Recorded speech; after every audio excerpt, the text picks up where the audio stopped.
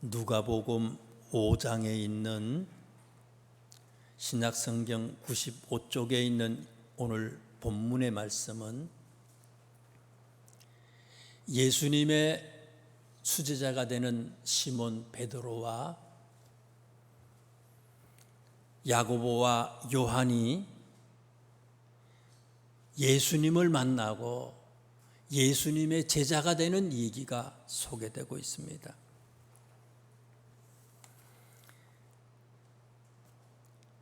5장 30절에 있는 말씀에 보면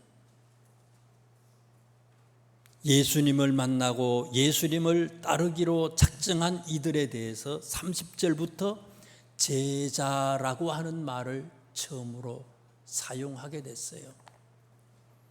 이들이 예수님의 제자가 됐습니다. 성경을 한번 찾아보세요. 사도행전 6장에 있는 말씀을 한번 찾아보세요. 신약성경 195쪽입니다. 사도행전 6장에 있는 말씀에 보시면 특별히 6장 2절에 있는 말씀에 보시면은요, 예수님의 직계 12명에 대해서 뭐라고 호칭을 했어요? 사도라고 호칭을 했어요. 예수님의 12제자를 사도라고 호칭을 하고 다시 2절 말씀하고 7절에 있는 말씀을 유심히 한번 살펴보세요. 사도도 있고 제자도 있잖아요. 제자는 누구입니까? 2절하고 7절에 있는 말씀을 살펴보시면요, 예수님의 12제자를 초대교회에서는 사도라고 불렀고,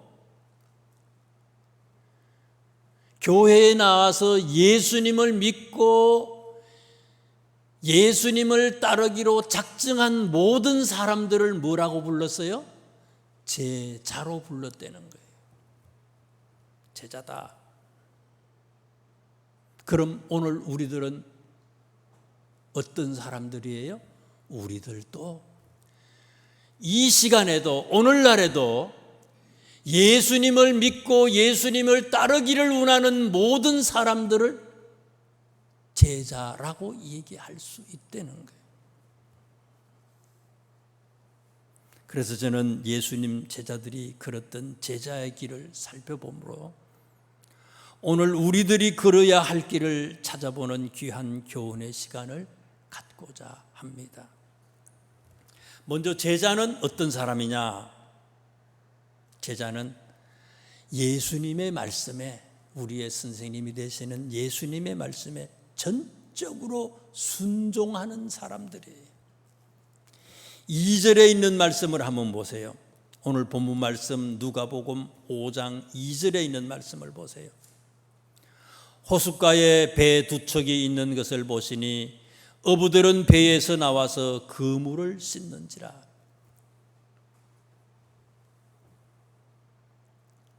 베드로가 밤새도록 고기를 잡았어요.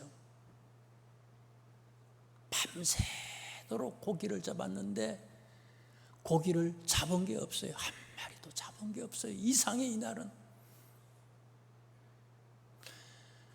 그래서 새벽에 육지에다가 배를 대고는 배에서 내렸어요. 배에서 내리고는 그물을 씻고 있었대요. 어구들을 이제 다 정리를 했어요. 정리하고 집으로 가려고 생각하고 있었어요.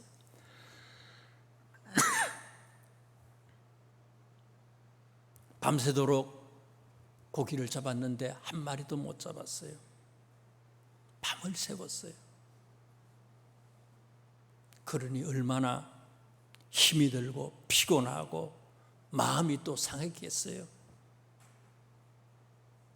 그런데 예수님께서 오셔서 이 베드로의 배에 탑승을 하셨어요. 이 배를 빌려달래요. 돈도 주지도 않아요. 렌트값도 없어요.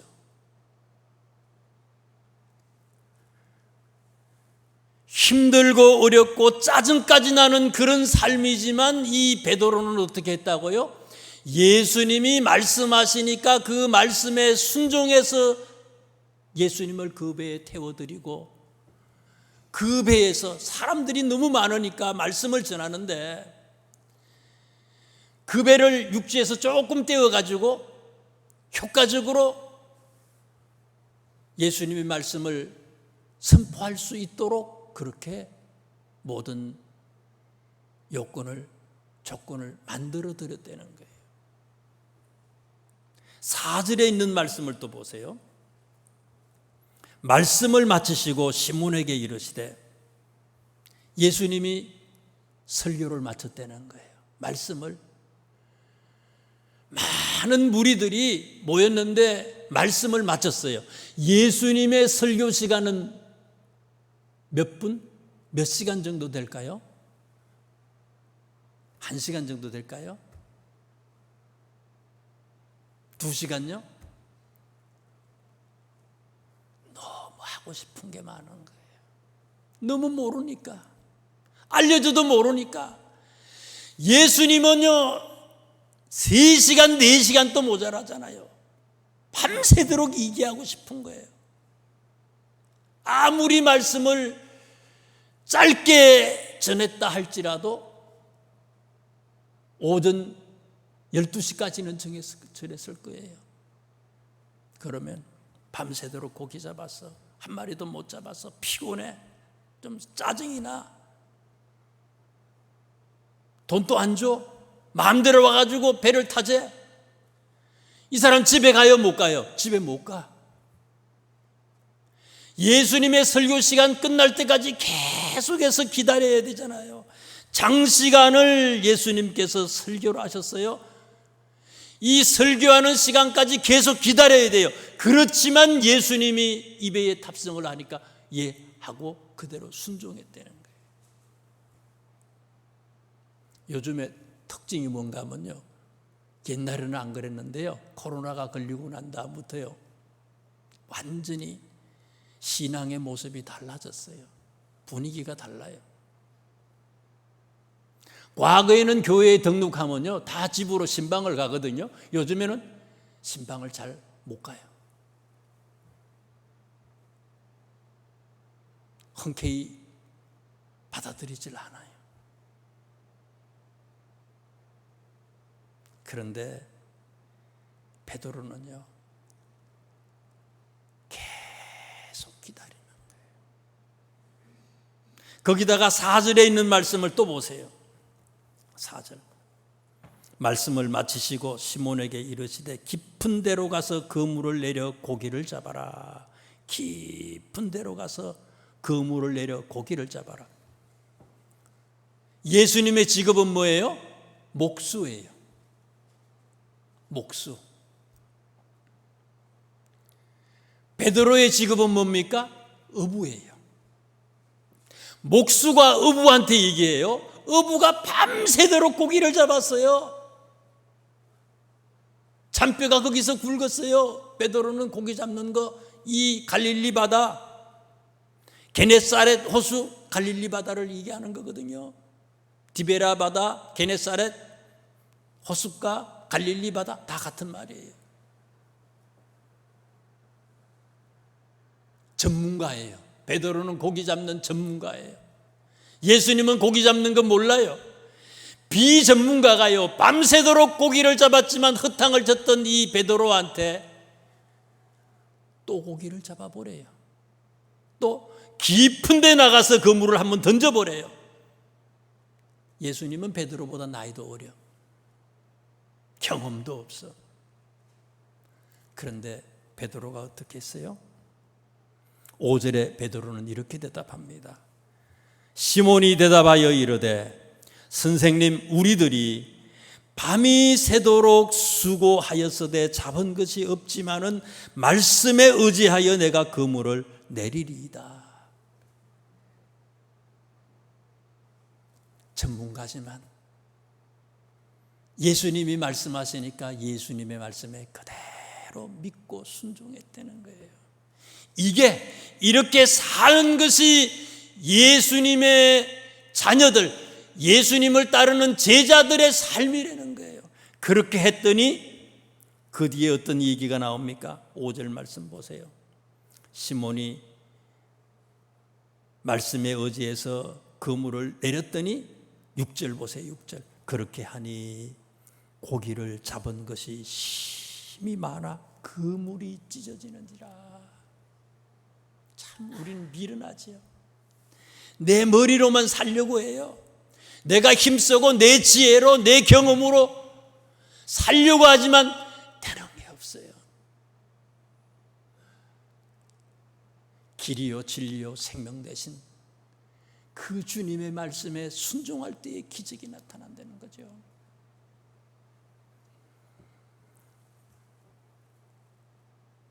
요한복음에 나오는 예수님의 기적 중에 첫 번째 기적이 뭡니까? 가나 혼인잔치 기적 아닙니까? 언제 가나 혼인잔치 기적, 물이 변해서 포도주로 바뀌어지는 그 기적을 언제 일으켰어요? 어떻게 일으켰어요? 항아리 6개에 물을 가득 부으래. 물이 어떻게 해서 포도주가 돼요? 그런데 가득 물을 부으래. 물을 부으라 그랬더니 물 붓는 사람들이 어떻게 했어요? 그 잔치집의 하인들이 물을 아구까지 끝까지 가득 다 채웠다는 거예요. 완전한 순종을 할 때에 물이 변해서 포도주가 되는 기적이 일어났다는 얘기입니다. 제자의 삶은요, 우리의 지혜로 생각하고 우리의 경험으로 생각하고 도저히 안 되는 일이지만 하나님이 우리에게 말씀하시면, 성경의 말씀이 그렇게 하라고 하면 그렇게 하면 기적이 우리의 것이 된다는 거예요. 두 번째 제자의 삶이 어떤 삶이냐? 내 인생의 모든 것을 예수님께 맡기는 삶이에요. 맡기는 삶. 4절에 있는 말씀을 한번 보십시다. 다시 한번. 말씀을 마치시고 시몬에게 이르시되 깊은 데로 가서 그물을 내려 고기를 잡아라.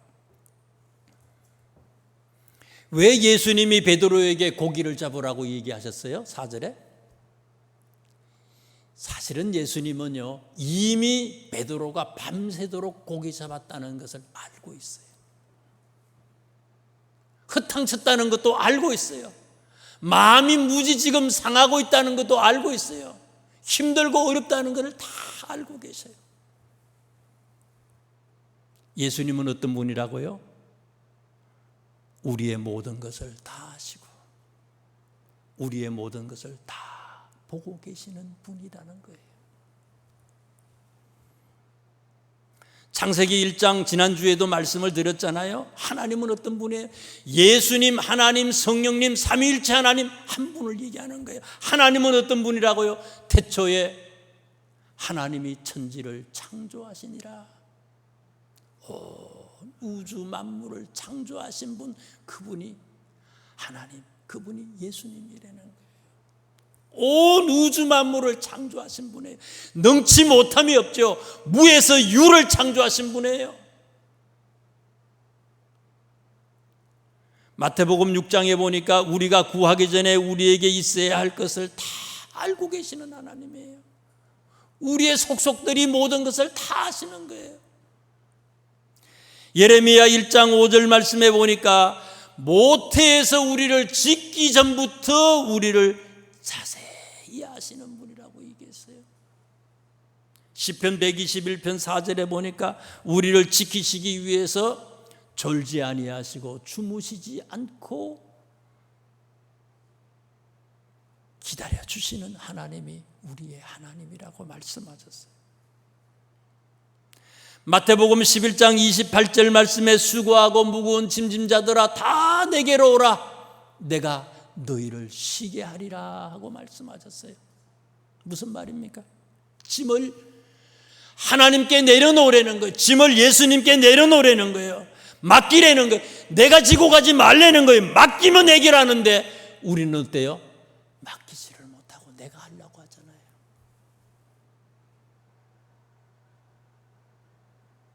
우리 인간은 어떤 존재입니까? 5절 말씀해 보니까 밤이 새도록 수고하였으되 잡은 것이 없지만은, 우리 인간은 이런 존재예요. 밤새도록 수고해도요, 밤새도록 일을 하고 아침부터 저녁까지 열심히 일을 해도 그것으로 우리의 미래가 보장되는 게 아니에요. 창세기 11장에 나오는 바벨탑 사건을 우리가 알잖아요. 인간의 기술, 인간의 문명, 인간의 노력, 바벨탑을 쌓았어요. 그러나 하나님이 한번 불어버리면 우리의 기술, 문명, 우리의 노력으로 만들어진 이 바벨탑은요, 한순간에 무너지는 거예요. 아무것도 아니에요. 내 힘과 내 지혜와 내 노력으로 우리의 장래가 보장되는 게 아니라는 거예요. 하나님께서 지켜주지 아니하면 아무 소용이 없는 거예요.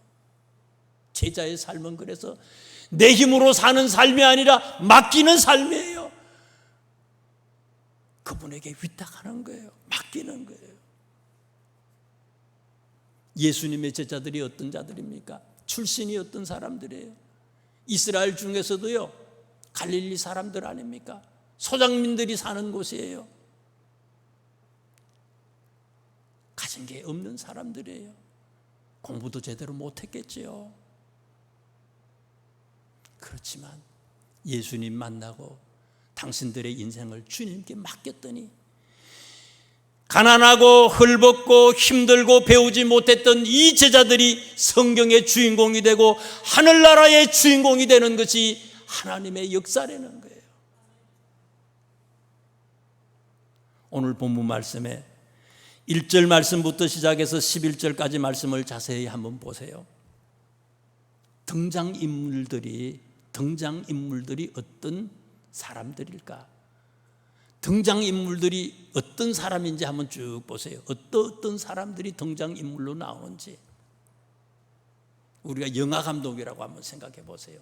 그러면 이게 시나리오예요. 등장인물이 있어야 될 거 아니에요. 캐스팅해야 될 거 아니에요. 사람을 데리고 와야 될 거 아니에요. 어떤 사람을 섭외할 거예요. 등장인물을. 첫 번째 나오는 등장인물이 누구 있어요? 예수님 나올 거 아니에요. 예수님 대역이 나올 거 아니에요. 또 누가 있어요? 시몬이 있을 거고요. 또 누가 있어요? 야고보와 요한도 있을 거고. 또 있어요? 아시는 거예요? 모르는 거예요? 또 있어요? 없어요? 또 있어요? 누가 있어요? 예?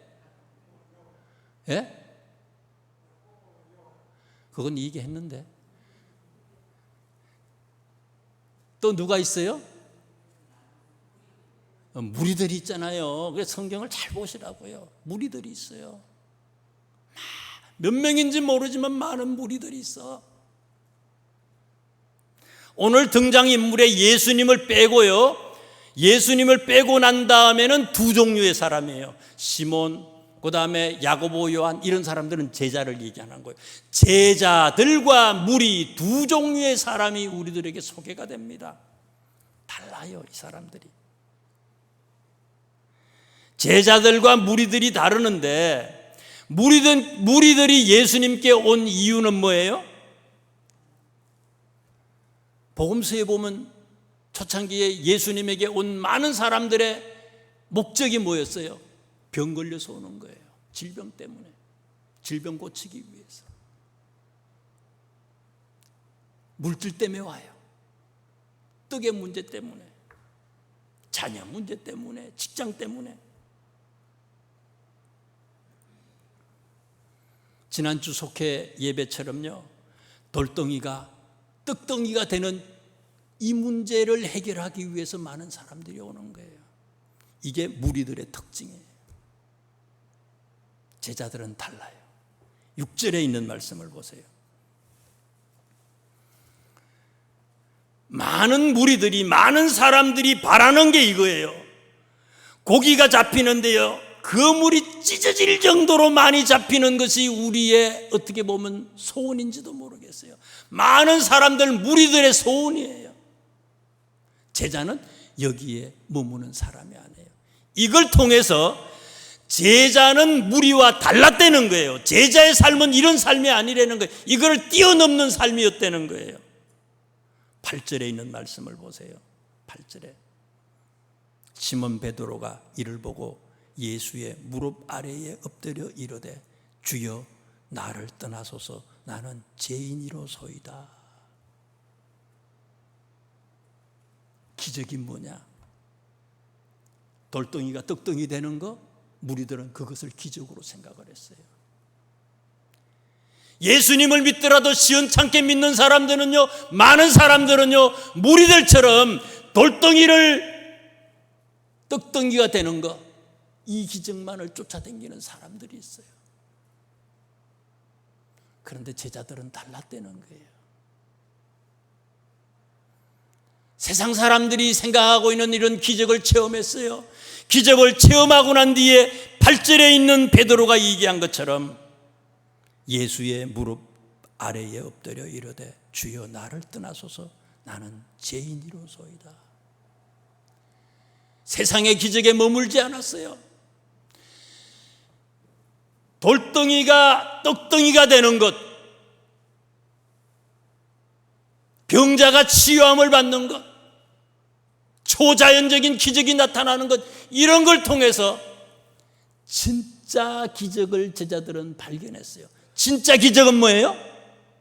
예수님 그 자체라는 거예요. 예수님 그 자체예요. 병이 낫고 많이 벌고 뭐 좋은 집에 살고 이런 게 기적이 아니라 예수님을 만나는 그 자체가 기적이라는 거예요. 왜? 하나님을 우리가 만난 거 아니에요. 하나님을 만나서 죄인이 의인이 되고 지옥 갈 사람이 천국 가게 됐는데 이게 기적 아니겠습니까? 이걸 아는 거예요. 그런데 무리들은 어때요? 보여줘도 계속해서 떡덩이 여기에 관심이 있는 거예요. 물고기 많이 잡는 거 여기만 관심을 가지고 있다는 거예요. 이게 어리석은 자들이죠. 참 제자는요, 예수님 자체가 기적이에요. 그래서 5절에 있는 말씀 보세요. 제자들이 처음 예수님을 만났을 때에 예수님을 어떻게 호칭을 했습니까? 5절 말씀해 보니까요, 5절 보세요. 시몬이 대답하여 이르되 선생님 우리들이 밤이 새도록 수고하였으되. 예수님을 뭐라고 불렀어요? 선생님 이렇게 불렀잖아요. 8절 말씀 보세요. 기적이 되시는 예수님을 하나님으로 만났어요. 진짜 제자가 되니까 선생님이 아니라 뭐라고 호칭을 해요? 주여 이러잖아요. 주여. 큐리오스라고 하는 말이에요. 로마가 기독교를 박해했던 가장 큰 원인 중에 하나가 뭡니까? 큐리오스, 이 주라고 하는 말 때문에. 이 영어로 로드,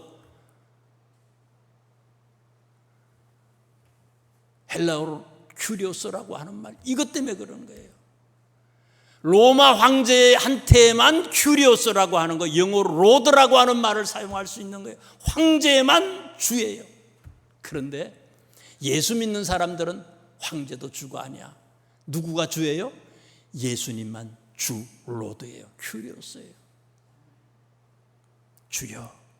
선생님에서 예수님을 만난 거예요. 진짜 기적을 만난 거예요. 기적을 만나니까 선생님으로 호칭하다가 이제는 주여 하고 고백하잖아요.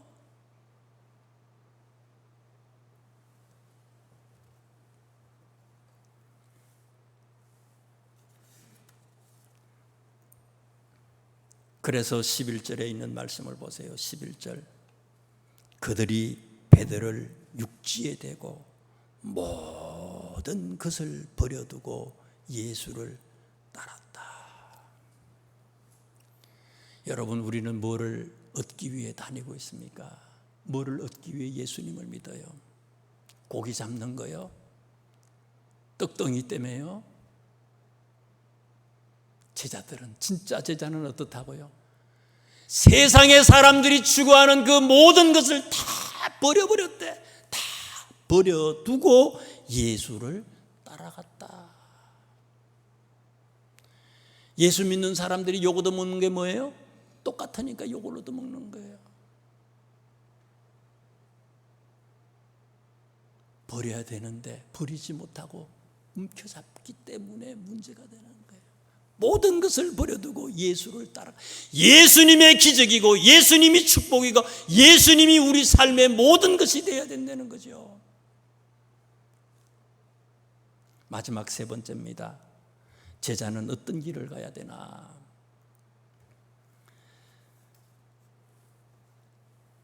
얼마 전에 제가 그 TV MBN이라고 하는 TV를 잠시 이렇게 보는데, 어떤 프로그램에서요, 종점 여행이라고 하는 게 있더라고요. 처음 봤는데 잠시 봤어요. 근데 마침 용인에 대해서 이제 여행을 이렇게 하는 거예요. 뭐 강서구인가 뭐 어떤 분이 나와가지고, 이 배우가 나와가지고 이렇게 용인 중에서도 아주 저기 산골에 있는, 강원도 같은 산골에 있는 그런 마을들, 또 시장 뭐 이런 걸 이렇게 쭉 다니면서 이렇게 보여주고 하는 그런 프로그램이에요. 용인의 어느 산골 동네에 버섯 농장하는 젊은 부부를 만나서 얘기하는 그런 내용이 나와요. 실패도 하고 어려움을 많이 당했는데 이제 많이 회복이 되고 아주 잘하고 있더라고요, 버섯 농사를. 그래서 그 학교 급식에 납품을 하기도 하고 지역 로컬 푸드에다가 납품을 해가지고 아주 잘하고 있어요. 그랬더니 이 강서구 씨가, 리포터가 하는 소리가, 더 이 버섯 농사하는데 버섯 농사를 더 많이 지어가지고 좀 부자가 되면 좋겠는데, 자기 생각에. 그래서 오토매틱 자동화 설비도 좀 하고 사람들도 많이 써가지고 부자가 됐으면 좋겠다고 얘기를 했더니, 그 젊은 그 사장님이요, 부부인데 웃으면서 단번에 딱 얘기해요. 돈을 많이 벌었으면 좋겠다고 이제 그분이 이제 그 강서구 씨가 얘기를 했더니, 나는 돈 벌려고 이거 하는 거 아니에요, 이러더라고요. 돈 벌려고 자기 일하는 게 아니라는 거예요. 그랬더니 이 당황해서 이 사람이 또, 리포터가 또 물어보는 거예요. 그러면 사장님은 인생의 목표가 뭡니까? 하고 물어봤어요. 그랬더니 머뭇거리지도 않아요. 이 사람이, 젊은 사람인데 한마디로 뭐라는 거면 딱 이게요, 칭찬받는 겁니다, 이래요. 칭찬받는 거래. 자기 농산물에 대해서 진짜 최선을 다해서 자기가 버섯 농사를 하는데, 자기 농산물, 이 버섯 생산된 이걸 소비자들이 사가지고 가서 먹고는요, 진짜 좋은 거라고 이 농산물에 대해서 좋게 생각하고 자기한테 칭찬하는 거, 이것 때문에 자기는 살아간다는 거예요. 이게 목표지. 돈 많이 버는 거 그건 중요하지 않대요. 남편이 이 말을 하니까 옆에 있던 부인이 뭐라고 하는가 하면요, 돈 많이 벌면요, 일이 많으면요 고달파요, 이러더라고요. 내가 우리들이 둘이서 할 수 있는 것만 하는 거지, 일 많으면 도로 고달프고 힘들다는 거예요, 이게. 여러분, 우리의 인생 목표는 뭡니까? 우리들의 인생 목표가 뭐예요? 병이 들든지 뼈가 부러지든지 어떻게 하든지 수단과 방법을 가리지 않고 우리가 세상의 일에 전념을 하잖아요. 예수님의 제자된 우리가 가야 할 길도 그거 아니겠어요? 우리의 인생 목표도 그거 아니겠어요? 우리의 인생 목표가 뭡니까? 소유, 많은 것을 소유하는 것, 그게 우리의 인생 목표가 아무것도 아니죠. 다 바벨탑 쌓는 거예요. 바벨탑. 바보가 되는 거예요. 어리석은 거예요. 안개예요, 여기 안개. 우리 선생님 되시는 우리의 구주 되시는 예수님에게 칭찬받기 위해서 살아가는 것이 우리의 인생의 목표가 되어야 되지 않겠습니까?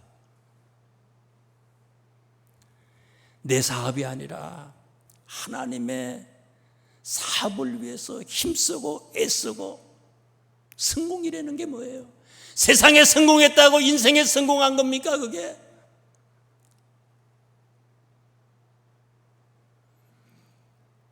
사람마다 생각을 달리할 수 있을지 모르지만 참 오래전에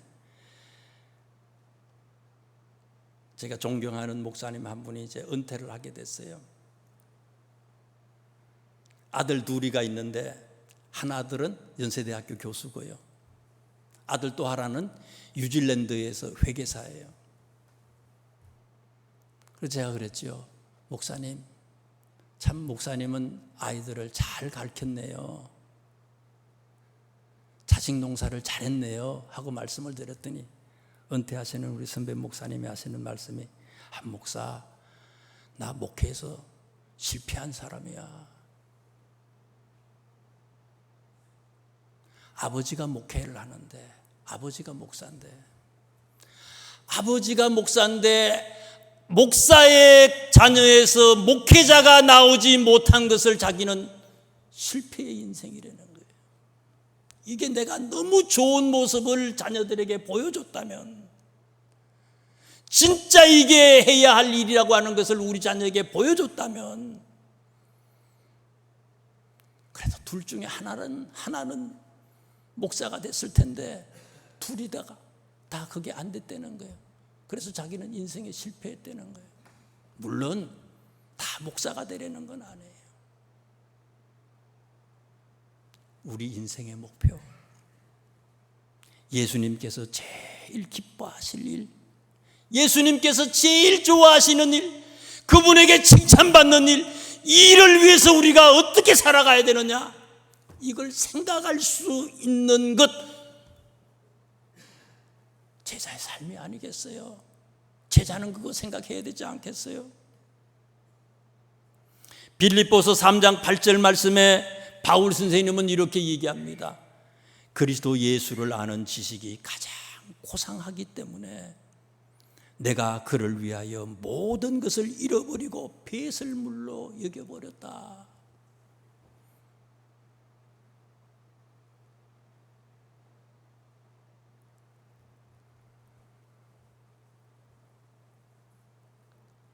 빌립보서를 어디에서 기록했습니까? 로마의 감옥에서 기록을 했어요. 왜 감옥에 갇혔어요? 전도하다가, 복음 전하다가.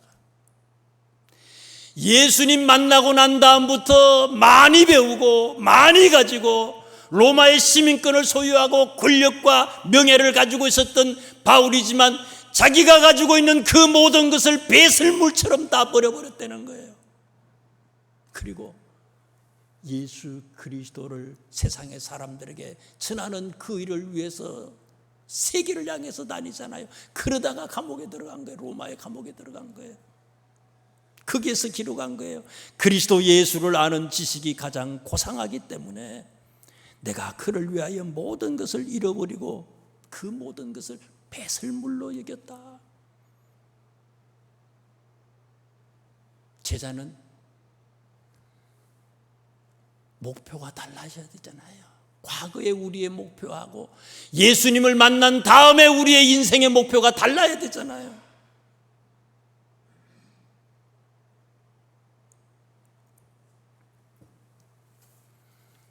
빌립보서 3장 12절 말씀에 보면요, 아까 배설물로 버렸다라고 하는 말, 그 다음에 바로 나오는 말에 이런 얘기를 그 다음에 또 해요. 바울이 이미 얻었다 함도 아니요 온전히 이루었다 함도 아니라 오직 내가 그리스도께 잡힌 바 된 그것을 잡으려고 달려가노라.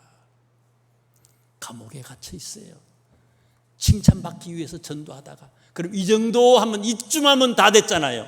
최고로 한 거지요. 그런데 이미 얻었다 함도 아니요 온전히 이루었다 함도 아니라 오직 내가 그리스도 예수께 잡힌 바 된 그것을 잡으려고 달려간다. 아직도 해야 할 일이 많다는 거예요. 계속 이 정도가 아니에요. 끝까지 해요. 계속이에요. 달려가는 게 우리는 중간에서 포기하고 중간에서 뒤돌아서잖아요. 가룟 유다 보세요. 거의 갔는데 망가진 거 아니에요. almost는 안 되는 거예요. 거의는 안 되는 거예요. 퍼펙트가 돼야 되는 거예요. 완전해야지. 거의 이거 가지고는 안 된다는 거예요. 끝까지 달려간다는 거예요. 마지막으로 성경을 다 찾아봅니다. 디모데후서 4장 7절입니다. 다 한번 찾아보세요. 마지막이에요. 디모데후서 4장 7절 8절입니다.